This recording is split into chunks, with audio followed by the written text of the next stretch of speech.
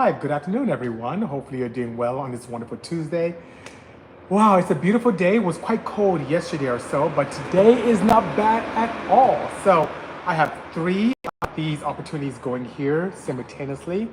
I'm on Instagram, I'm also on YouTube, and on TikTok. So, we are all across the board, and hopefully, you guys are doing well today, and hopefully, you experience a wonderful afternoon, no matter where you are on the planet. This is an event that I put together every Tuesday as much as I can to have the opportunity to share everything I know about technology, what I've done in this country, being that person I needed when I was younger. Because when I came to the United States, people would not help me at all. And I just wanted to be able to give back and be that person I needed when I was much, much younger. Alwar Berry Guy says, hey, BC, what's up, dude? Good seeing you indeed. ITB Kevin, good friend of mine, says, you have time this week? Yeah, because last week was a bit of a zoo. I could not get on. I was running around, picking up stuff, dropping off stuff. It was a bit of a mad day. Thank you so much for joining me here on TikTok. I see Khan1122 gave me hearts. Thank you so much. Thanks for sharing my Hyperfest fix, says TTW123. My pleasure indeed. Very talented photographer you are indeed, and hopefully you enjoyed that event on the East Coast. And for the event that CTW is talking about, is with this car that's right here on my chest, is the Bisimoto M16 Twin Turbo. Makes 920 horsepower, a blast type, no brakes though. We need to get those brakes taken care of because it cannot stop that kind of power. It was great for the brakes of a 1975 car, but not great for the kind of power that it's using now. So when it comes back in house, the team and I would do a good job in getting that updated to something more electronic and much more robust. Do you still have the Mini Monster van? Says, I think you mean Mommy Monster, a Mini Monster van. Says Empadre93S. Yes, I do. It's at my residence. I actually took the family out on Mother's Day. My mom's in town, which is great. And I took her and Jessica out for Mother's Day to celebrate the whole family, and all seven of us piled into the van. And it was crazy how people were waving and honking on the freeway. And then when I got to the restaurant, the people who knew the van, like, oh my God, Bisimoto. So that was pretty cool. That thing is loud. It's really loud. But I still do have it indeed. So thank you so much for asking.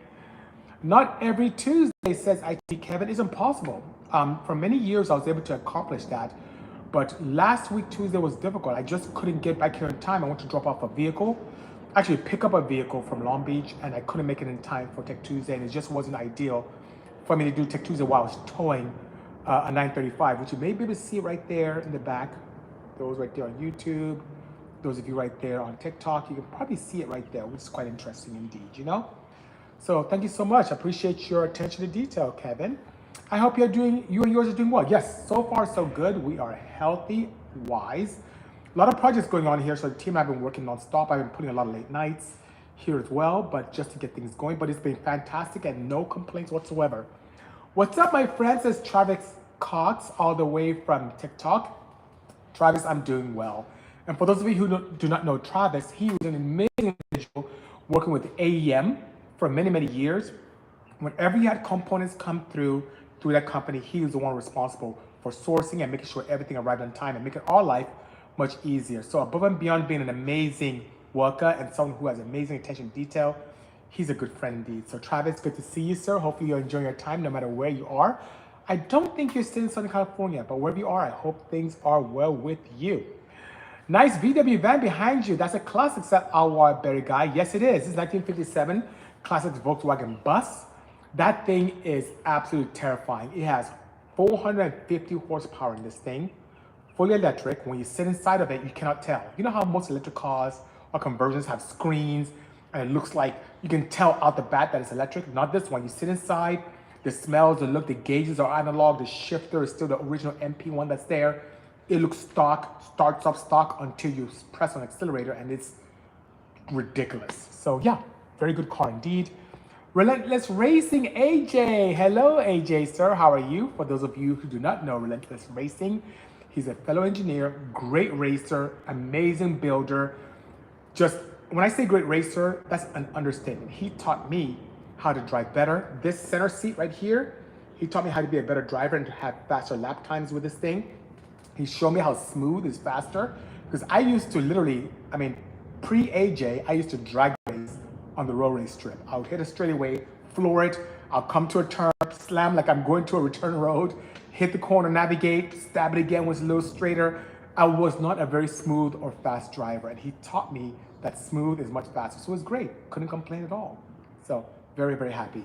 Let's see. Dirty Dave from TikTok says, "Oh, Ish, BC, love your stuff. Thanks for the kind words, sir. Appreciate all the support all these years. You're very kind. Thank you. Hi, bro. How are you doing?" Says EZ2266. I am doing well. Can't complain. Team and I are working away as always. The inside looks sad, says Kevin. Kevin, you're really on me today, aren't you? The inside is right there. It's not looking sad. It looks happy with a parachute. It's chilling out there. It's doing well. For those of you who don't know, that's the Honda Insight right there behind me. The one that broke lots of records for me, that we had an opportunity to run an F22A engine in it. Ran a best time officially of 9.2. It was on faster in testing, but that thing is a lot of fun indeed. And we have some plans coming in for it in the next few months. What is your personal preference, H series or B series? So Josh Wonderbread, that's a very good question. The H series I like because of the displacement and the head flow, which is absolutely fantastic. You can make a ton of power with it. The B series, much smaller engine, whether you look at anything from the potent B20 to even the B16. The thing about the B series is it's very lightweight and also has the opportunity to have a significant amount of aftermarket support. The one thing that I don't find very appealing about the H series is in terms of its valve train itself. It kind of has a lot of limitations to how much you can do. On a B series, we've seen people push almost 600 lift on those. So the B series head lends itself to a lot of aftermarket support. So just all things being equal, despite the displacement and the head flow advantages, the B series, because of the aftermarket support and the flexibility with the head, I think I'm more of a B series guy. Now, when it comes to the platform, the H series, I love the block, and that's why I'm a big proponent of the F22A that I mentioned that was inside, because it's very much like in architecture the H series, the H23 or H22, but the head allows me to flow and have the valve train advantages where I can run really big lift cams and lots of duration and make a lot of power. So if I had to tally all of those, I'll say the F22A is my favorite, followed by the B, and then the H. I'm also a big K fan as well, which is, seen in that wagon that's right there behind me. But between the two, H and B series is my choice because of its amazing support. Okay, hello, Karen Pix, very talented photographer and enthusiast. Thank you so much for joining our Tech Tuesday. Appreciate you indeed. Anybody still running D series Hondas? Says Po Boy's Shop. Yes, I have customers who still buy. I mean, it's one of the most cams we sell here at the Bisimoto facility are D series. So that being said, yeah, there's a lot of D series support out there. Even the Honda Insight I just spoke about a moment ago, Po Boy, had a D series gearbox mated with an adapter plate to an F series engine. And that was the very first engine to adapter plate system that ever existed for drag racing, came from yours truly. It was a lot of fun indeed, Even Pyro Salo here on TikTok says D16A6 here. I love that motor. A6s are amazing. If any of you ever take apart a D16A6, the bottom end is very robust because the caps are steel. So as you have any challenges, hopefully you never do, but if you ever have a challenge with slight detonation or push down, that steel cap is amazing. So the magic D series for me in terms of an engine is an A6 bottom end and a Z6 head. That is like a match made in heaven, which is fantastic indeed. All right, let's see what's going on here. Newport Beach is in the house, courtesy of Lawrence951. Good seeing you, Lawrence. Thank you so much for joining. Any plans to come to Orange County, Causing Coffee in San Clemente? Asked Robert Delio. The last time I went to that event was, I think it was last year, or was it the year before? I think it was last year, where we did a run from Platinum Motorsports out in Sunset Boulevard all the way down to San Clemente, and that was a lot of fun. And it's so funny, the vehicle I drove was the K3V, the pink and gray 935 Tribute that I built a few years ago. That's a fully electrified. And I remember starting the event, people asked me, are you gonna make it to San Clemente from LA? Are you gonna have to pull over? Do you need to charge? Do you need a tow truck? People just talking crap, normal crap. And we're doing pretty much a rally from LA to San Clemente. And we got there, we had a lot of fun. I blasted a bunch of guys, which is amazing. It was really, really fun indeed. And by the time I got there, I think it was about 19 or 20% state of charge. So I was able to fast charge once I got there and I was good to go. As I plugged in, I went to, I think it was a Ruby's there to eat. And by the time the server came to take my order, I was there with my friend James and his wife. My phone alerted me and told me, hey, your charge is done. I'm like, oh, fast charging was done. So that being said, Robert Delio, I love that event because there's so much variety. If you love American cars, they were there. If you love EVs, they were there. Japanese cars, JDM head, no problem. You love European cars, Porsches, BMWs, Mercedes-Benzes. There was so much variety. You love buses. I saw really clean buses there. It's a huge, huge shopping complex with lots of parking space. And as people are leaving, more people are coming in. I loved it. So that being said, I plan on going back there post-June. So look forward to seeing me there. I'll do some lives. And hopefully, Robert Delio, I get to run into you. Hello again, Carols and Picks. Thank you so much. You only build EV Porsches or only ones as well, says our Berry Guy. Wow, that is really interesting. Even this right here is a Porsche 935 that I mentioned earlier that's being toured with Toyo tires, is a petrol twin turbo. And in this facility, right here where I'm sitting in one of my showrooms, that right here, this center seat Porsche is petrol. That's petrol. This is going to be EV. That's going to be EV. That's going to be EV. That's petrol. The Porsche right there that you can see I'm pointing at is also petrol. For those of you on YouTube, it's that. For those of you on TikTok, it's that. So yeah, I love Porsches, and we do all varieties of power plants. Even this year's SEMA, you can expect to see from yours truly an EV power plant and a petrol power plant, both Porsches. So we do a little bit of both. Let's see. Oh, I'm getting some love here. Forgive me, friends on YouTube. Appreciate your support. What RUC says Realty Supercars. I don't know what that means. How about a Honda B20? I like Honda B20s, Parada Garage Motorsports. I love the displacement of them, and also they're very cost effective. For me, the cat's meow is putting a B16 head on a B20 bottom end. And I know my friend Kevin, he loves doing that swap as well. So yeah, I love that as well. And you're in Rancho Cucamonga. Thank you so much, neighbor. We're right here in Ontario. Try Supra, says Realty Supercars. Supras are good. Were they looking at anything as early as a Mark III to a Mark V? I do like Supras, never owned one, but do respect and find them appealing. Kovolt, my very good friend and fellow engineer, says, any news on upcoming shows or events for EV conversion people around the Bay Area?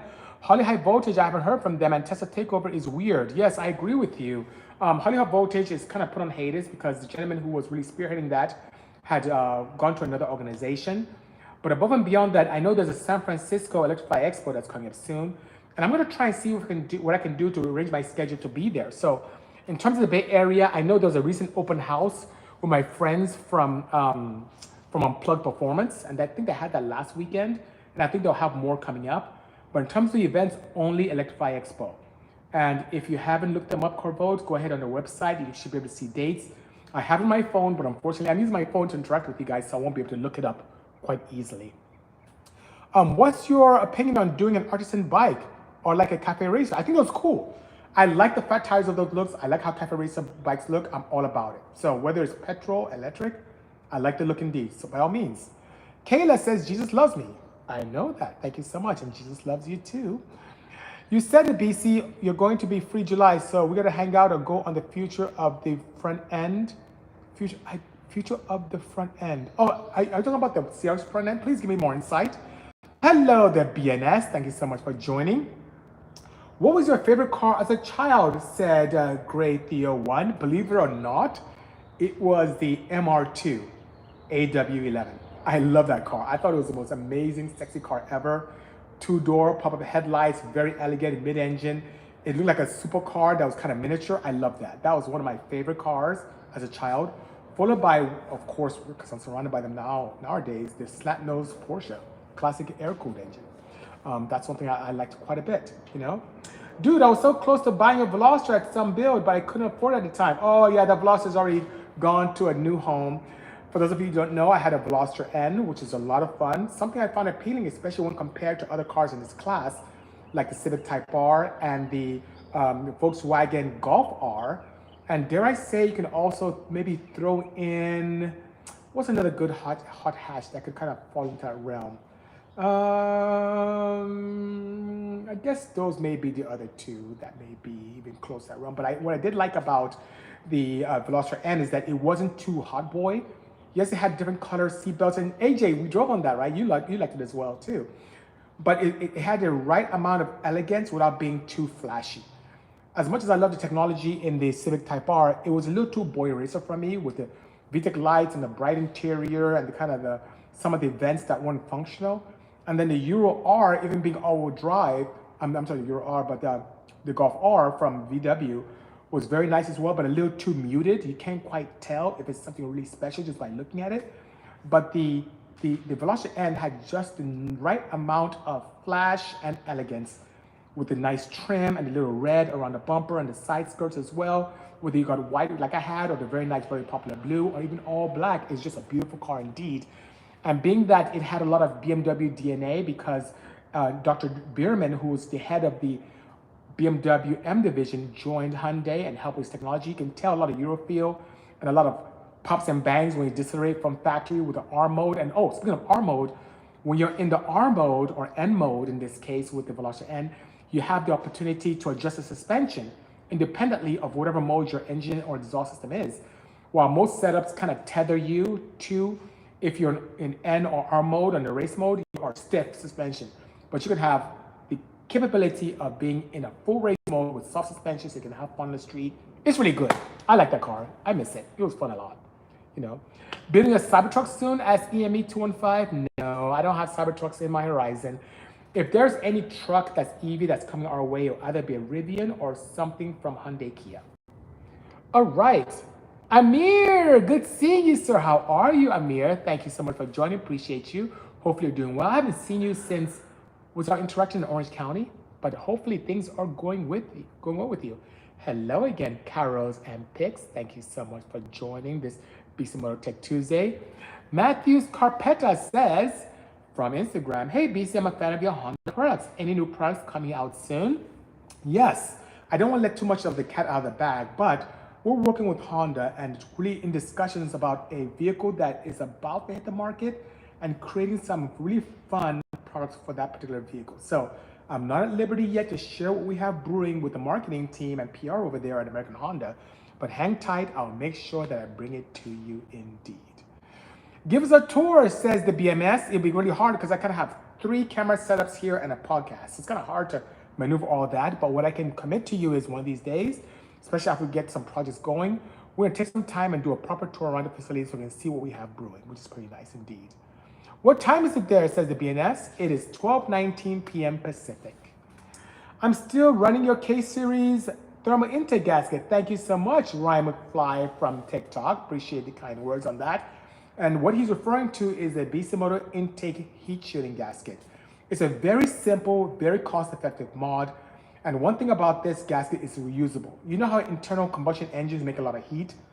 Well, heat is the enemy of performance, especially when you want to ingest enough or very good dense intake air. The colder the intake air you consume, the more power you make. That's why even turbochargers, where naturally compressing gases increase the temperature, you have an intercooler that keeps it cool. Air does a great job. Liquid to air even is more efficient.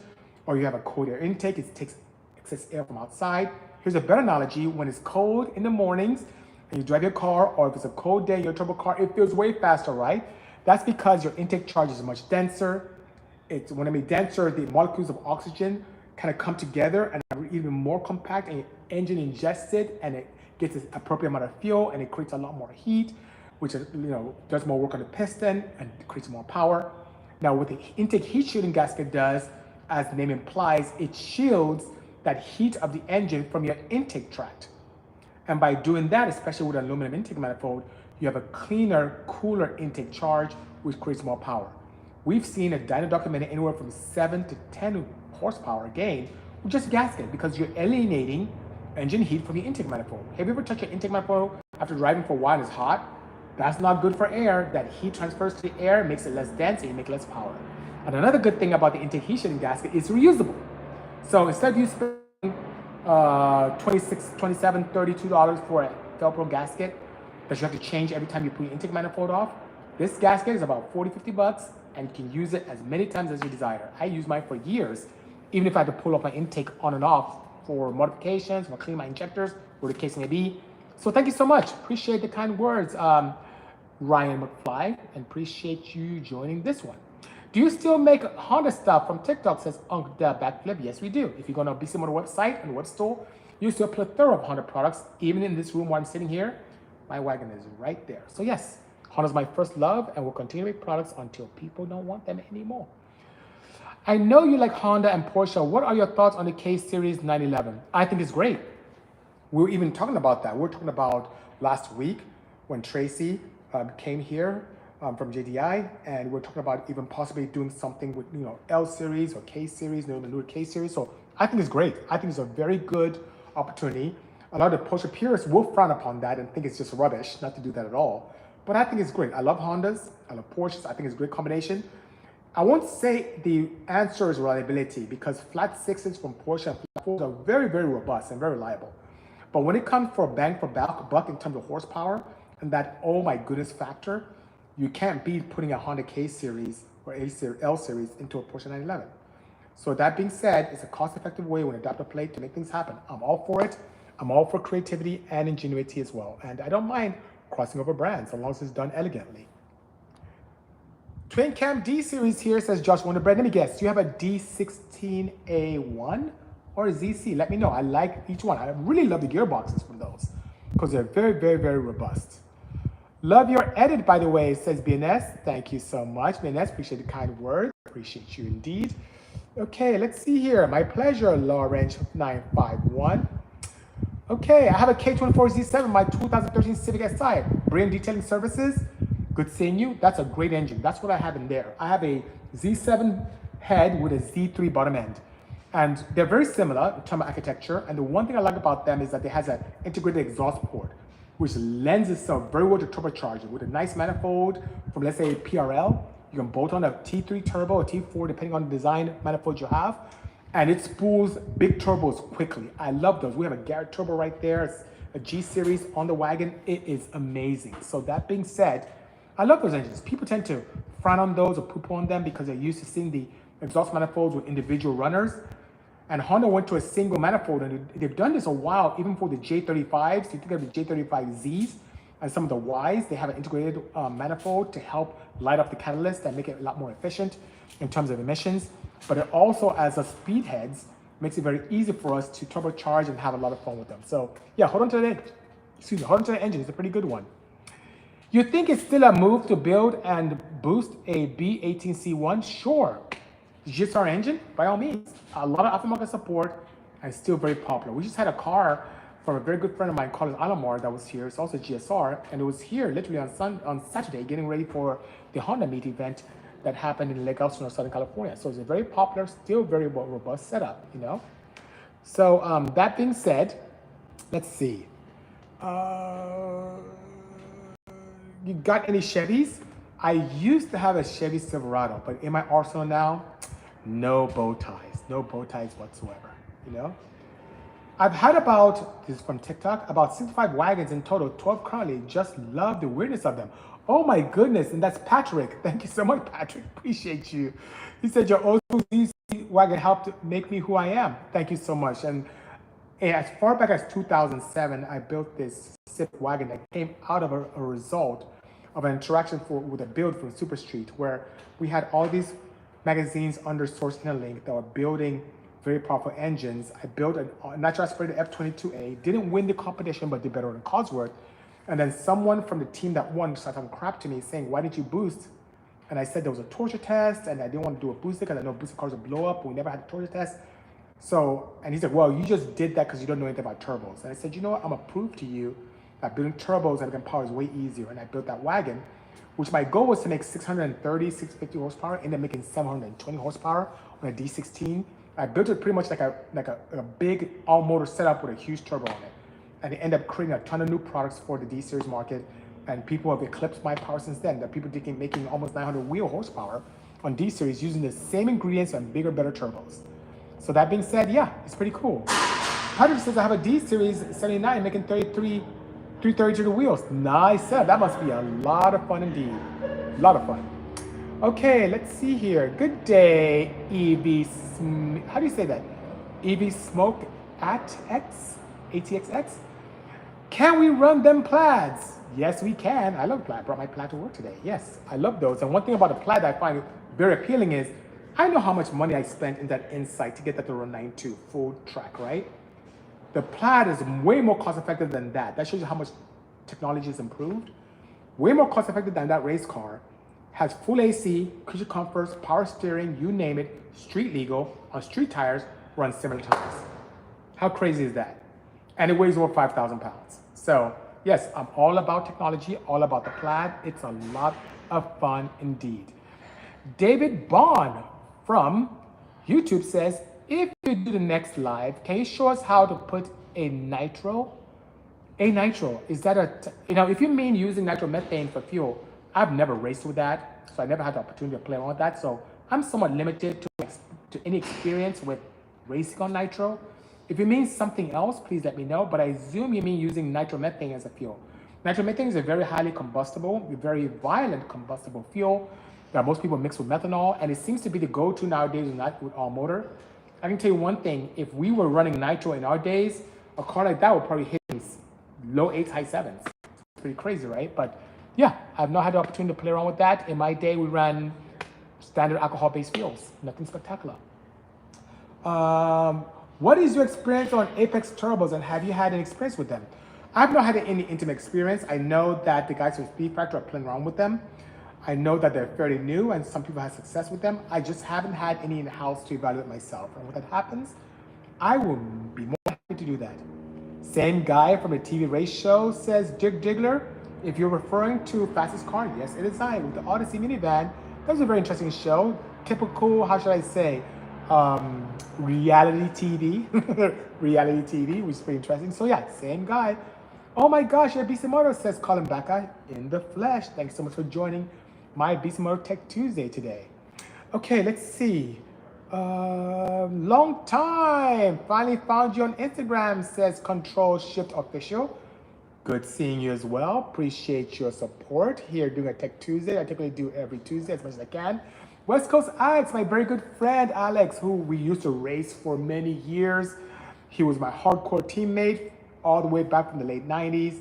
And we continue to be friends till today. I haven't seen him in a while. Alex, you need to visit. We have a lot going on, which is pretty crazy, but can't complain indeed. Just ordered some for $2,500. Interesting. How much was scripted on Fastest Car, says Dylan? Almost everything. We can talk about it now. Then we couldn't, but yeah, it's reality TV. You know how these things go. Let's see here. Can you do a tour of the shop, says Leo930. Seems to be a very popular one. I can't have a lot of equipment here and I can't walk around with 3 cameras going and also a podcast recorder. But what I committed to you guys is as soon as the dust settles here at the shop, because we have a lot of projects going on at the same time, I want to be able to have the opportunity to just do a dedicated tour video. I can walk around and I can share with you some of the projects we have cooking here, which is pretty exciting.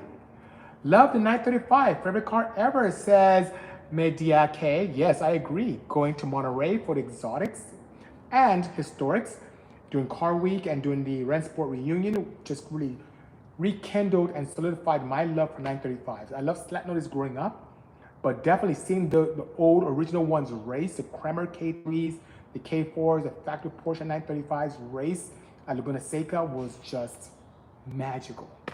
I loved it. It made me fall in love, and I was like, can I ever own one day? And fast forward today, we have about 3 trivias, more to come. What's the best project car for you drifting? Is that drifting or driving, says David on. What is the best first project car for drifting? Okay, I get it now. I see your question. You know, people tend to love the 240s. I think anything with a decent power plant and rear-wheel drive can be a lot of fun drifting. Some people love drifting Miatas, but I think the 240 is the go-to, even though they're very, very expensive nowadays to do. A lot of cars I have here are mid-engines and rear engines. They wouldn't fare very well drifting just because of the weight distribution, but nonetheless, Nissan 240 seems to be the proper go-to. And then recently, I've seen a lot of clients come here as well and talk about how they love drifting their 350s and 370Zs. So those seem to be very popular ones and good ones to start off with. All right, guys, I do have to fly. I just wanted to come in here and say hello. The team and I have a lot going on in the back of the shop. We're trying to really take care of some things with projects we have due in the next couple of weeks. But in the meantime, please stay safe. Do whatever you can to keep pushing the envelope, especially when it comes to technology and speed and efficiency. And thank you so much for being great audiences wherever you are around the world. Look forward to seeing you same time next week. And if we don't chat, have a pleasant Memorial Day weekend coming up soon. Take care, everyone. Cheers. Bye-bye.